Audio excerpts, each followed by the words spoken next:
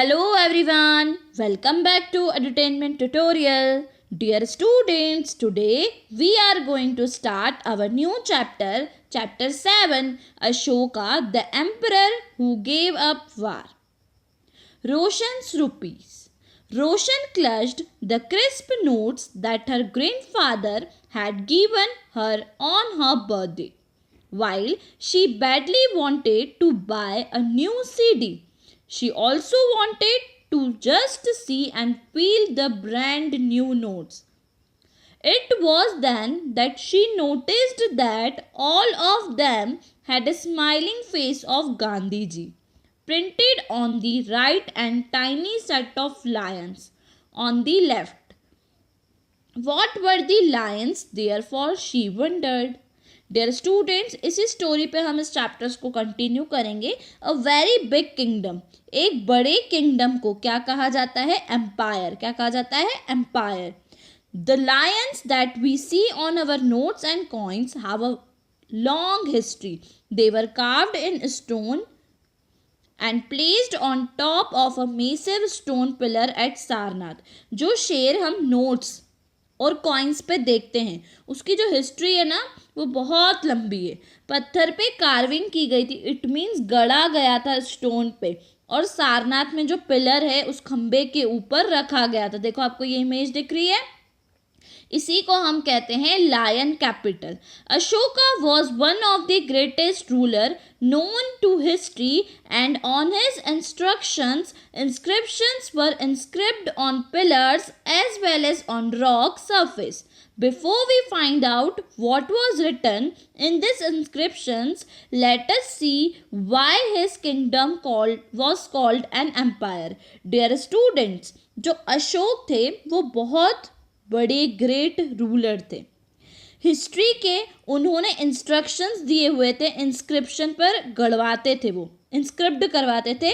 काय पर? पिलर्स पर, रॉक सरफेस पे, मतलब अपने मैसेजेस देते थे, अपने उपदेश लिखवाते थे इंस्क्रिप्शन पे. इंस्क्रिप्शन मतलब हार्ड सरफेस पे लिखना, like stone and pillars.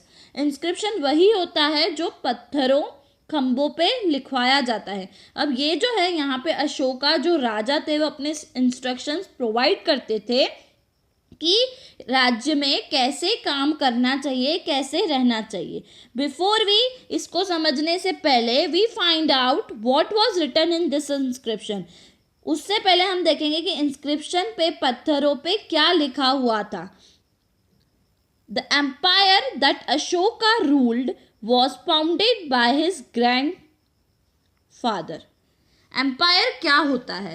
Chandragupta Maurya, more than 2300 years ago, Chandragupta was supported by a wise man named Chanakya or Kautilya.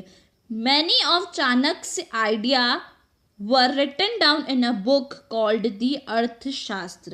Dear students, ये हजारों साल पहले, मतलब 2300 ईयर्स पहले की बात है. रूलर जो अशोका थे वो मौर्यन एम्पायर के थे, और मौर्यन एम्पायर की स्टार्टिंग मतलब उनकी स्थापना किसने की थी? चंद्रगुप्त मौर्य ने. किसने की थी? चंद्रगुप्त मौर्य ने. और कौटिल्य, जिनका दूसरा नाम है चाणक्य, ने चंद्रगुप्त मौर्य को सपोर्ट किया था, इट मीन्स साथ दिया था. और जो अर्थशास्त्र बुक है उसमें चाणक्य के बहुत सारे आइडियाज़ लिखे गए हैं, और जो अर्थशास्त्र बुक है वो किसके द्वारा लिखी गई है? चाणक्य के द्वारा लिखी गई है. अगर आपसे कोई पूछेगा अर्थशास्त्र के राइटर कौन है, तो कौन है? Chanakya. Now dynasty, when members of same family become rulers one after another, the family is often called a dynasty. The Mauryans were a dynasty called three important rulers: Chandragupta, his son Bindusara, and Bindusara's son Ashoka. Dear student, dynasty क्या होता है? एक family के members जब राजा बनते जाते हैं एक के बाद एक के बाद एक, तो उसे डायनेस्टी कहा जाता है उस फैमिली को. For example Mauryan dynasty. Mauryan dynasty के 3 इंपॉर्टेंट रूलर्स थे. सबसे पहले थे चंद्रगुप्त मौर्य, उनके बेटे थे बिंदुसारा, और उनके भी बेटे थे कौन, अशोका। तो ये क्या चला, जनरेशन वाइज चला, मतलब उसी फैमिली का जो पर्सन है वो क्या बन रहा है, रूलर, राजा बन रहा है। तो that is known as dynasty. The places where inscriptions of Ashoka have been found are marked with red dots. These were included within the empire. Name the countries where Ashokan's inscriptions have been found. Which Indian states were outside the empire? इस question का answer आपको comment section में देना है। जैसा इसमें लिखा है, the places where inscriptions of Ashoka, जहां पर अशोका के इंस्क्रिप्शंस मिले उसे इस मैप में देखो रेड डॉट से इंडिकेट करके बताया है। इस मैप में कहाँ कहाँ अशोक के इंस्क्रिप्शन मिलते हैं इनको यहाँ बताया गया है। जैसे बिहार पाटलिपुत्रा में था, इनके इंस्क्रिप्शन हमें कहाँ मिले, मेरठ, गुजरात, लुम्बिनी, बहुत सारी इसमें प्लेसेस रेड से आइडेंटिफाई की गई है। ओनली इंडिया में ही नहीं बल्कि इराक, अफगानिस्तान में भी अशोका के जो इंस्क्रिप्शंस है वो देखने को मिलते हैं। यहाँ तक कि श्रीलंका में भी इंस्क्रिप्शंस देखने को मिलते हैं। ये जो रेड से इंडिकेट किए गए ये इंस्क्रिप्शंस हैं और जो ब्लैक डॉट से इंडिकेट किए गए that are the important cities.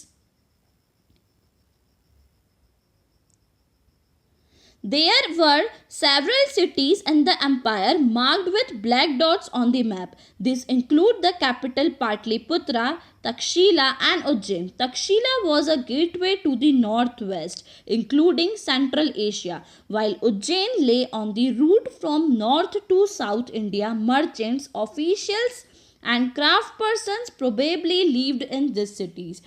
Dear students, empire में काफ़ी सारी cities थी जो यहाँ पर ब्लैक से मार्क की गई है। तक्षशिला, उज्जैन, पाटलिपुत्रा आपको दिख रही होगी ब्लैक से। और यहाँ पे देखो इंडेक्स में लिखा हुआ अभी कि जो ब्लैक डॉटेड है वो क्या है, सिटीज है, Takshashila, Ujjain and Pataliputra.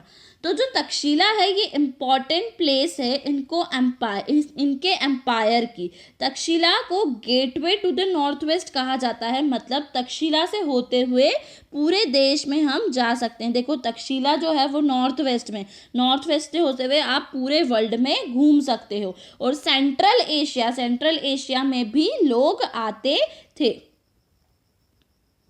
Next, Ujjain root जो था वो नॉर्थ से साउथ में जाता था, नॉर्थ से साउथ की तरफ जाता था। मर्चेंट्स, ऑफिशियल्स, और मर्चेंट्स मतलब जो बड़े बड़े व्यापारी, बड़े बड़े लोग, ऑफिशियल्स जो टैक्स कलेक्ट करते थे, और क्राफ्ट पर्सन मतलब ब्लैक स्मिथ है ना, ब्लैक स्मिथ्स जो होते थे, और गोल्ड स्मिथ, ब्लैक स्मिथ जो रहते थे, यही सब बड़े बड़े लोग सिटीज़ में रहते थे।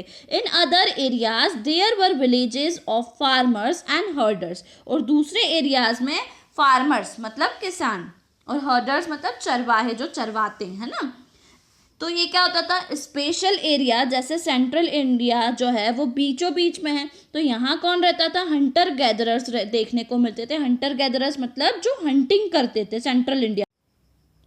There were forests where people gathered forest produce and hunted animals for food. Dear students, और यहाँ पे जो फॉरेस्ट पीपल रहते थे, फॉरेस्ट में वो एनिमल्स की हंटिंग करते थे, मतलब उनका शिकार करते थे, और वहाँ पे जितना भी खाने की चीज़ें, fruits, vegetables, medicine, would, timber मिलता था, अपने भी जितने भी रिसोर्सेज यूजफुल होते थे उनको क्या करते थे, कलेक्ट करते थे, और उसी से अपनी लाइफ स्टाइल चलाते थे। People in different parts of the empire spoke different languages. They probably ate different kinds of food and wore different kinds of clothes as well. People जो इस एम्पायर में रहते थे, इनका जो था अशोका किंगडम बहुत बड़ा था, ये एम्पायर बहुत बड़ा था, तो वहाँ पे जो लोग थे वो डिफरेंट थे।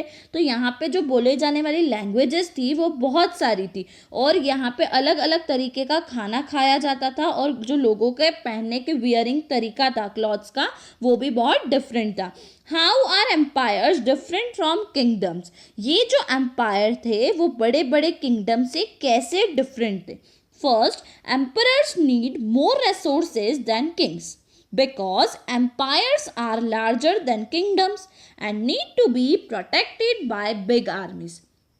एम्परर्स जो थे उनको ज़्यादा रिसोर्सेज की नीड होती थी, ज़्यादा पैसे, बड़ी आर्मी, क्योंकि ये क्या होते थे, बड़े होते थे as compare to kingdoms, kingdom से अगर हम कंपेयर करें तो, और इन्हें अपने प्रोटेक्शन के लिए बिग आर्मीज की ज़रूरत होती थी. Second, so also they need a larger number of officials who collect taxes.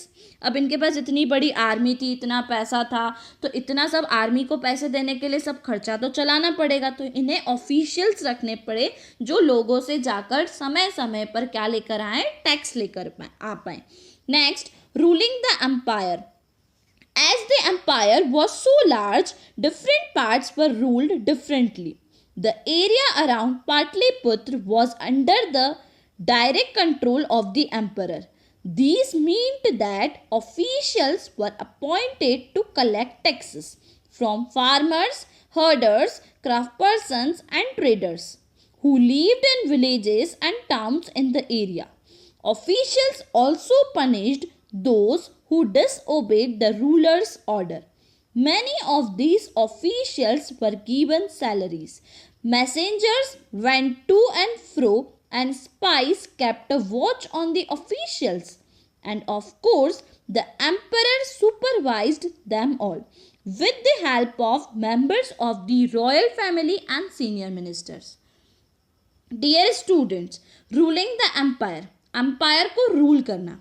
Empire काफ़ी ज़्यादा बड़े होते थे, डिफरेंट पार्ट्स थे जिनको डिफरेंटली रूल किया जाता था, मतलब चलाया जाता था.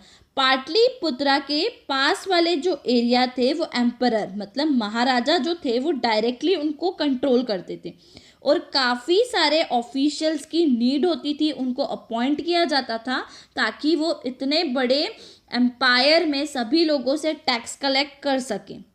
अब टैक्स कलेक्ट किस किस से किया जाता था? फार्मर्स मतलब किसान, हर्डर्स चरवाहे, क्राफ्ट पर्सन्स जो कारीगर होते हैं like gold Smith and black Smith, traders मतलब व्यापारी, इन सब से क्या किया जाता था? टैक्स कलेक्ट किया जाता. जो गांव मतलब विलेज, शहर में रहते थे उनसे भी टैक्स लिया जाता था. ऑफिशियल्स मतलब जो टैक्स कलेक्ट करते थे, जो गवर्नमेंट ऑफिशियल्स होते थे, उन्हें कई बार पनिशमेंट भी मिलती थी जब वो गलत काम करते थे. जो ऑफिशियल्स होते हैं वो क्या करने का काम करते हैं? टैक्स को कलेक्ट करते हैं. और बहुत सारे ऑफिशियल्स ऐसे थे जिनको सैलरी दी जाती थी. अब इसमें एक वर्ड लिखा है messengers. Messengers went to and fro. Messengers एक प्लेस से दूसरी प्लेस पे जाते हैं, मैसेज को पास करते हैं. स्पाइस, SPIES, स्पाइस मतलब जासूस जो नज़र रखते थे. किस पे नज़र रखते थे? ऑफिशियल्स पे. End of course emperor, emperor जो थे वो हर किसी का ध्यान रखते थे. किस किस का? Official, spice, messenger. ये सब काम अब जो एम्परर महाराजा है वो कैसे करेंगे? With the help of royal family and the senior minister. There were other areas and provinces. Each of these was ruled from a provisional capital such as Takshila or Ujjain. Although there was some amount of control from Patliputra, and royal prince were often sent as governors, local customs and rules were probably followed. Dear students, बहुत सारे और भी ऐसे areas थे. Ashoka area जो था मतलब अशोका का जो एम्पायर था वो बहुत बड़ा था, तो अपने एरिया में तो वो डायरेक्ट कंट्रोल कर लेते थे, और जो दूसरे एरियाज थे उसमें क्या करते थे? ये कैपिटल तो बहुत बड़ी थी तो वहाँ पे कंट्रोल के लिए उनकी जो कैपिटल्स होती थी लाइक तक्षशिला और उज्जैन, तो जो कैपिटल होती थी वो पूरा ध्यान रखती थी अपने सराउंडिंग एरियाज में. और उन सराउंडिंग एरियाज में जो एम्परर होते थे उनके बेटे जो रहते थे वो जाकर हेड गवर्नर बन जाते थे, और सारा काम राजा जैसा करता है वैसा करवाते थे और रूल्स को फॉलो भी करते थे. लेकिन वहाँ की जो लोकल कस्टम्स होती थी वो जो उस एरिया में अपने अकॉर्डिंग होती थी. Besides there were vast areas between these centres. Here the Mauryans tried to control roads and rivers which were important for transport and to collect whatever resources were available as tax and tribute. Dear students, काफ़ी बड़ा area होता था. उन centres के बीच Mauryan empire जो थे वो हर area को कवर करते थे, अपने अंडर लाने की क्या करते थे? कोशिश करते थे. इनका मेन मकसद क्या था? कि रोड्स और रिवर्स पर अपना कंट्रोल करें ताकि जो सामान एक प्लेस से दूसरी प्लेस पे आ रहा है वो इजीली ट्रांसफ़र हो सके। टैक्स और ट्रिब्यूट, टैक्स तो आपको पता है, और ट्रिब्यूट मतलब जैसे फॉर एग्जांपल जंगल में रहने वाला जो एक पर्सन है वो ट्रिब्यूट के इसमें क्या देगा, हाथी दे देगा, या जो भी रिसोर्सेज फॉरेस्ट में मिलते हैं लाइक हनी, टिम्बर, वुड, जो प्रोड्यूस होता है वहाँ से वो हमें दे देगा। For example the Arthashastra tell us that the north west was important for blankets and South India for its gold and precious stones. It is possible that these resources were collected as tribute. यहाँ example दिया है कि अर्थशास्त्र में ये बताया गया है कि नॉर्थ वेस्ट जो है वो ब्लैंकेट्स के लिए काफ़ी फेमस था, और जो साउथ इंडिया है वो गोल्ड, सोने के लिए, और प्रीशियस स्टोन्स वहाँ पर मिलते हैं, और ये रिसोर्सेज ट्रिब्यूट्स के फॉर्म में किसको, एम्परर, राजा को दिए जाते थे। Next, tribute unlike tax which were collected on regular basis, tribute was collected as and when it was possible from people who gave a variety of things more or less willingly. जैसे tax जो होता है वो regularly collect किया जाता है, तो जो ट्रिब्यूट होता है वो रेगुलरली कलेक्ट नहीं किया जाता है, टैक्स रेगुलर होता है। ट्रिब्यूट कभी कभी लिए जाते हैं, अपनी मर्जी से भी लोग आकर दे के जाते हैं, और समटाइम्स जो एम्परर, राजा, महाराजा होते हैं वो फोर्सफुली ट्रिब्यूट ले लेते हैं। There were also the forested regions, forested regions भी थे वहाँ पर बहुत सारे। People living in this areas were more और लेस इंडिपेंडेंट। अब इस एरिया, जो फॉरेस्ट एरिया में लोग रहते थे वो इंडिपेंडेंट थे, but may have been expected to provide elephants, timber, honey and wax to Mauryan official. और राजा जो होते थे वो कई बार इन पर अपना अधिकार नहीं जता पाते थे, तो ये लोग समटाइम्स ट्रिब्यूट दे देते थे like elephants, timber, Honey, wax. किसको देते थे, मोरियन ऑफिशियल्स के पास देते थे। Hope you all well understood all this content of the chapter 7. In the next video lecture, we will continue this chapter with the topic The Emperor and the Capital City. Thanks for watching.